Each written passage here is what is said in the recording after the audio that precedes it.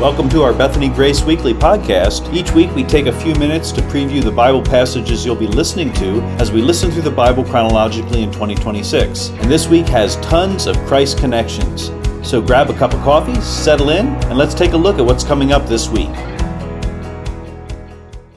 All right, Isaac. Hey, before we jump in, quick question. Are you hungry? You know, I was hoping you wouldn't bring that up. Oh, same here. We're recording this on a church fast day, so that might explain it. It could. It definitely could. Yeah, which actually makes today's recording a little appropriate because a lot of what we're about to read takes place in the wilderness where hunger and thirst come up more than once. Yeah, it's also explaining the hangriness around the office today, but in a small way, we may be unusually well prepared for this week's passage. Welcome back, everyone, to our weekly preview of the upcoming Bible listening. And if you've been keeping up with us and with the plan, nice work. If you've fallen a little behind, just remember that the Israelites wandered for 40 years, so you have plenty of time to catch up. Yeah, that's pretty generous, Steve. I really like that. Thanks. Well, I try. This week, we're covering Numbers 19 through 36, which brings us to the end of Israel's wilderness journey. The first generation that came out of Israel has mostly died off, and the new generation is preparing to enter the Promised Land. Yeah, and along the way, we encounter some of the more memorable parts of Numbers, these strange purification rituals, venomous snakes, a talking donkey, and a prophecy coming about a king. The section opens with one of the most unusual rituals in the Old Testament, the red heifer. A completely red cow is sacrificed outside the camp, entirely burned, and then the ashes are mixed with water, and the water is used to purify people who become ceremonially unclean through the contact with death. So basically, ashy death water is dumped on you. It feels so odd to a modern reader. But in Israel's world, death represented the consequences of sin, so purification, even ceremonially, from death's contamination was important. And here's where the New Testament connection appears. The author of Hebrews specifically refers to this ritual. Hebrew 9 says that if ashes of a heifer could purify outwardly, how much more could the blood of Christ cleanse our consciences? And another detail, this sacrifice happens outside the camp, and Hebrews 13 connects that with Jesus being crucified outside the city gate. So even in this unusual ritual, it points forward to Christ. In chapter 20, the people are thirsty again. Which really happens frequently when they're wandering in a desert. God tells Moses, speak to the rock. Instead, Moses strikes the rock. Water still comes out because God is faithful, but Moses is told he won't enter the promised land because he failed to honor God as holy before the people. Yeah, that seems so harsh. But later, the Apostle Paul reflects on this story in 1 Corinthians 10. Paul says the rock that accompanied Israel was Christ. In other words, the rock providing life-giving water becomes a picture of Jesus as a source of living water, something Jesus talks about in John 7. Which is why speaking to the rock versus striking the rock was so important.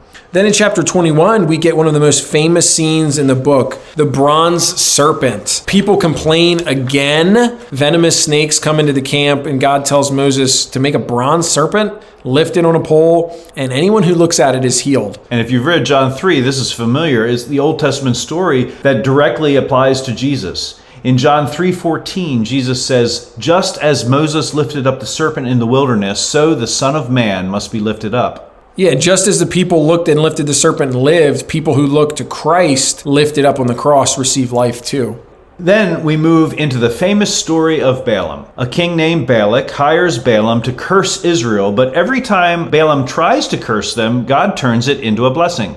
This leads to an unforgettable moment where Balaam's donkey sees an angel of the road. Balaam doesn't see it, and Balaam ends up looking like a donkey. The donkey eventually speaks, which is not something you'd expect every day. And Balaam probably didn't expect this either. But the most important part comes in Numbers 24, when Balaam gives this remarkable prophecy. A star will come out of Jacob, a scepter will rise out of Israel. Many interpreters see that as pointing first to King David, but ultimately to the Messiah, Jesus. This is why Christians often connect this prophecy to Jesus as the coming king, and some even see echoes of it in the star as Jesus' birth in Matthew 2.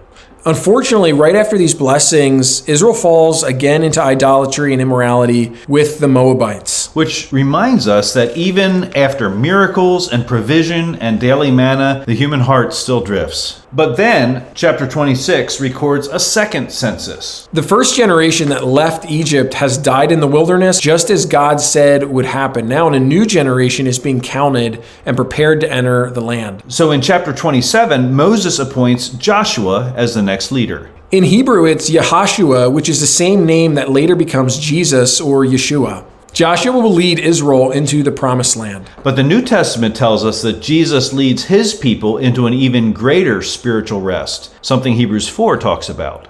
The next two chapters describe this rhythm of Israel's sacrifices, festivals, daily offerings, Sabbath offerings, Passover, the Day of Atonement, and others. It's a lot of sacrifices. Which really highlights how serious sin is and how often atonement was needed. And the New Testament says that the sacrifices were a shadow pointing forward to Christ's once for all sacrifice, something Hebrews 10 explains.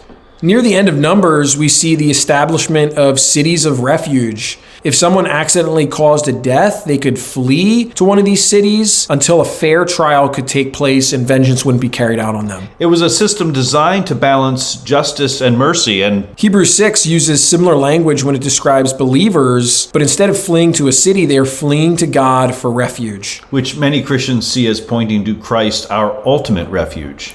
By the end of Numbers, Israel is standing right on the edge of the promised land. They've wandered for so long, and they are so close. And along the way, we've seen a number of themes that point forward to Jesus. The cleansing sacrifice, the life-giving rock, the serpent lifted up, a coming king, a better Joshua, and the refuge for sinners.